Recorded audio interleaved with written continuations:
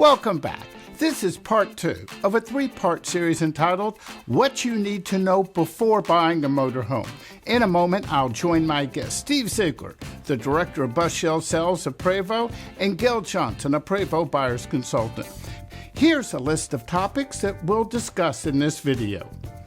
In case you missed part 1, a link is posted up here, and you can find links to all my motorhome videos on GadgetGuru.com. Of course, you can subscribe to my YouTube channel to be notified of future videos. Here's part 2 of what you need to know before buying a motorhome. Steve, can you take a moment to discuss the differences between the construction of a Prevost chassis and one found on a typical Class A motorhome? Thank you for that question, because that's what really sets us apart from what is typically considered a Class A, just considered a motorhome in general, Andy. Our construction is what we call a monocoque construction. So at Prevost, we're building a cage, and then we're putting the powertrain and the suspension components underneath that cage. It's a cage first, and then we complete it into a shell. The construction, it's not even close. It's not even comparable to what you have, but that's what sets us apart. It's very purpose-built for the application that it's in. Gail, let me throw this one at you. When you deal with first-time buyers, they may not be familiar with what we would consider to be basic terminology. Can you take a moment to explain the differences between a motorhome house and chassis? It's not going to be the same on any motorhome, but if we look at the Prevost, and Steve just hit on this, is that the chassis is that thing that's got a Prevost badge on the front, it's got the skin on it. It's everything that you buy as a motorhome, except for when you walk inside, you totally gut it. So when they sell that shell, as it's referred to, there may not even be a driver's seat in it, but it's a totally enclosed cage, as Steve has pointed out, much like you'd find in an Indianapolis race car. You know, it's there to protect who's inside. It also does that for rigidity, so you don't get creaks and cracks and all those things over time. So then the converters, they outfit the inside of a purpose-built chassis. Now, if we look at a traditional motorhome, they're going to generally start with a frame rails, which that's you got the front end, you got the rear end, you got the rails in between that hold it on, and then most of these manufacturers, traditional motorhome manufacturers, are going to build a box that's going to sit on top of that, and that's everything to do with everything except for the drivetrain. And even the one manufacturer that goes beyond that still, their chassis is not the same as this one. So it does lead us to two things that are a little bit different. So when it comes time for service, anything that's Prevost related, you're going to go to Prevost. If it's a traditional motorhome, you're generally going to go to Freightliner or Spartan or Cummins. They're going to take care of the chassis, but that's it. You go to Prevost, they're going to take the windows, the sides. They're taking care of everything except for those things that were installed inside. Those things inside, aesthetics, refrigerators, all the things that's inside the walls. So for that service, you're going to go to somebody that's either the converter, somebody that specializes in motorhome conversions, or you may just go to a motorhome, any motorhome service facility. Because at the end of the day, a lot of the subsystems and systems used by the Prevost converters are the same systems used in the high-end motorhomes or used in the yachting industry. Now, how they're integrated may be a little different, but you're not locked into one specific place to go, which is terribly important, because some people will look at the Prevost motorhome and say, well, Liberty's got X number of locations and Marathon does, and these people have no locations. Well, you don't have to go there for most of your service. So, as a person that started out with a 1999 Country Coach Prevost XL, so Country Coach had long been out of business.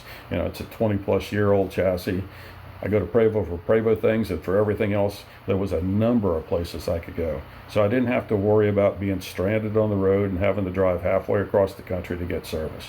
One of the more popular videos I produced in my Prevost for Newbies series was titled, What's It Like to Drive a Prevost? In that video, I told a story about a conversation I had a friend who recently purchased a new high-end Class A motorhome.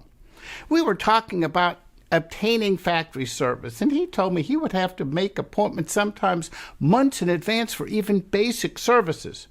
By the way, when my friend saw that video, he couldn't believe that my Prevost was so quiet and the slides didn't squeak when going down the highway. Steve, can you tell me how this relates to Prevost ownership and the lead times needed to obtain factory service?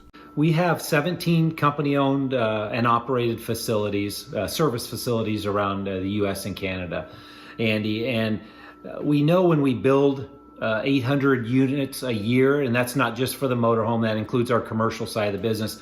The only way for us to have long-term success is to be able to support that. If we can support our product, well known coming up through the Prevost history, if we support our product, our customers will stay with us and we'll gain new clients because of that. And so that's a priority for us. And then when we internalize our service, when it comes to who will get prioritized, it's typically going to go number one to our motorhome client, because we understand our commercial clients own a fleet of vehicles. If they should have a coach that goes down or that needs some work done, they have other coaches sitting that they can pull in and take over for a couple days. Where our motorhome clients, we know that they're enjoying the lifestyle, they're on the road. So we've made a very conscious decision that when we have a motorhome, like in your case, if you call for a service, you're going to get moved to the top. We're going to get you in, get you out as a motorhome client. And I think that's really what makes us unique. As I step back and hear what Class A buyers are going through, they at a Class A dealer, and I understand their business is to sell whatever they can, from pop-ups to top-end Class A's, but they have to service all those too. And so they're, like Gil referenced, that's big. That's all about volume sales, where we know we're going to sell 60 to 80 to 90 motorhomes a year, year in and year out. And then we know what we're going to service. And so I think that does set us apart. Gil can speak to that based off of what he hears from his clients out there. But the service you're going to get from Prevost and our converter partners, since that's our primary role, is to sell and service to the motorhome market. And I think consumers feel that when they pull into our facilities and our converter facilities. Well, the Prevost Expo, that takes place typically every February in West Palm Beach, used to be in Tampa, has been the best place in the world to shop for a pre-owned Prevost model, because all the converters are representative. You have about 50 models under roof, in which you can peruse and air condition. You can talk to owners. You can talk to the manufacturers, the converters. And since at this point, due to COVID-19, it's unknown whether or not the show will take place next year. What's your advice on where people should go if they want to start the shopping process today? Well, first off, I'm pretty sure that show will still happen, but regardless, it's a once a year event. So, timing for some people may not be perfect. But so what I tell people, there's a few things that they've got to do. Obviously, budget drives everything, so establish that budget. And then you got to determine, here's the apple, chicken and egg kind of thing, which comes first. Do you go out there and look at floor plans and aesthetics before you look at Prevost models? Kind of chicken and egg, right?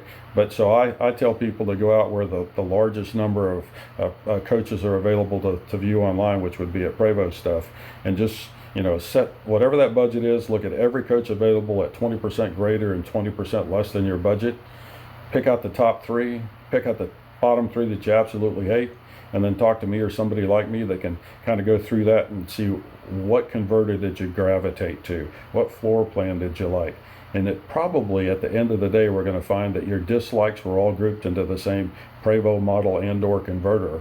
And we'll see the same thing at the top end, that you gravitated to an X chassis or an H chassis, or you prefer to, this converter over another.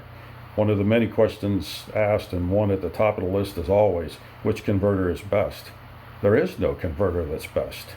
The converter that's best is the one that's best for you. They all have their little nuances on how they do things and their aesthetics, their floor plans, that will drive one particular customer to one converter to another.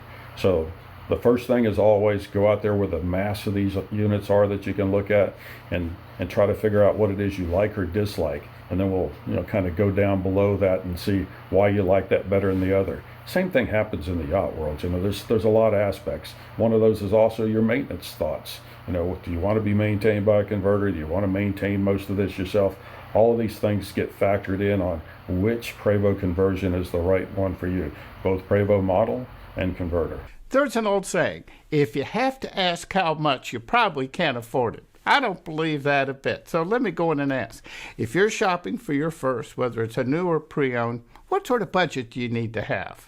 Well, I go back to what Gil referenced a little bit earlier, and then the Prevost Expo, what we see there, you'll have units, you can get into a Prevost for $100,000.